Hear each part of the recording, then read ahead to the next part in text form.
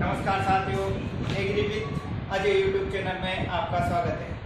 आज हम फसलों की जलमांग पढ़ेंगे। ये ऐसा टॉपिक है साथियों जिसमें से प्रत्येक एग्रीकल्चर परीक्षा में एक क्वेश्चन तो प्रत्येक परीक्षा में आपको देखने को मिल जाएगा। तो अपन स्टार्ट करते हैं।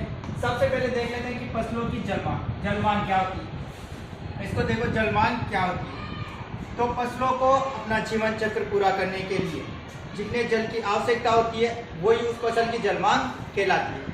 तो कुछ फसलों की अपन जलमांग देखेंगे क्रम वाइज। पहली जलमांग देखेंगे अपन बाजरा की। किसकी? बाजरा की। बाजरा की जलमांग होती है दोस्तों 250 से 300 mm। कितनी होती है? 250 से 300 mm। दूसरी जलमांग देखो तुम, जैसे ज्वार और गेहूं।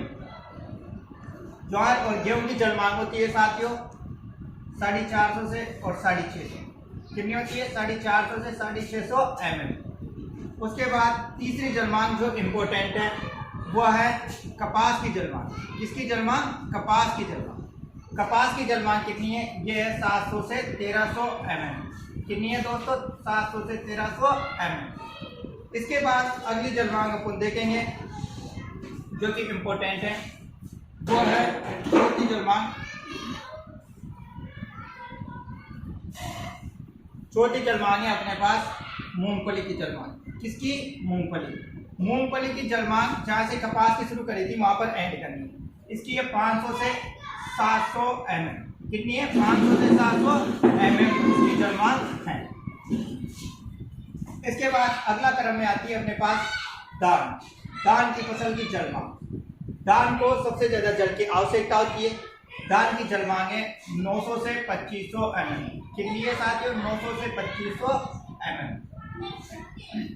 इसके बाद सस्ते फसलों में सबसे ज्यादा जलमांग होती है गन्ना की। किसकी होती है? गन्ना की। और गन्ना की जलमांग है साथियों 1500 से 2500। कितनी है? 1500 से 2500 mm।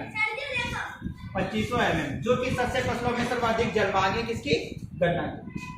साथ ही फसल अपन देखते हैं जिसकी जलमांग अक्सर पूछी जाती है, वो है अपने पास किसकी जलमांग? टमाटर की फसल की ले लो। टमाटर की जलमांग होती है अपने पास 600 से 800 mm। कितनी होती है? 600 से 800 mm। मूंगफली और आलू की जलमांग एक ही है। आलू की जलमांग है साथियों 500 से 700 mm। कितनी है? 500 से 700 mm।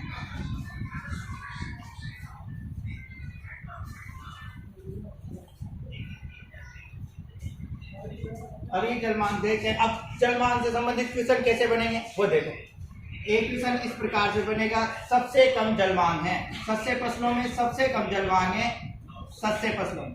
किसमें? केवल सस्ते फसलों के बारे में बात करेंगे, सस्ते फसलों के बारे में। तो सस्ते फसलों में सबसे कम जलमांग होती है, सबसे कम किसकी होती है? ये होती है बाजरा की। किसकी होती है? बाजरा की। बाजरा की जलमांग होती है 250 से 300 mm। कितनी होती है? 250 से 300 mm। जबकि क्वेश्चन पूछा जाए कि सबसे अधिक सूखा सहनशील फसल कौन सी है? सूखा सहनशील फसल है दोस्तों जो सबसे लंबा सूखा सहनशील कर सकती है सबसे लंबी अवधि तक, वो है ज्वार की फसल। कौन सी है? ज्वार की फसल। और इसकी जलमांग कितनी होती है? ये तो आपने पहले स्लाइड में देखा है। इसकी जलमांग होती है 450 से 650 mm। और ये सबसे लंबी अवधि तक सूखा सहन करने के कारण, लंबी अवधि तक सूखा सहन करने के कारण इसको किसके नाम से जाना जाता है? कैमल क्रॉप के नाम से भी जाना जाता है। किसके नाम से? कैमल क्रॉप के नाम से। कैमल क्रॉप के नाम से भी इसे जाना जाता है। सबसे अधिक जलमांग देखे तो किसकी होती है सस्ते फसलों में? सबसे अधिक जलमांग है अपने पास किसके हिसाब से? सबसे अधिक होती है अपने पास गन्ना की। किसकी होती है? गन्ना की। कितनी होती है?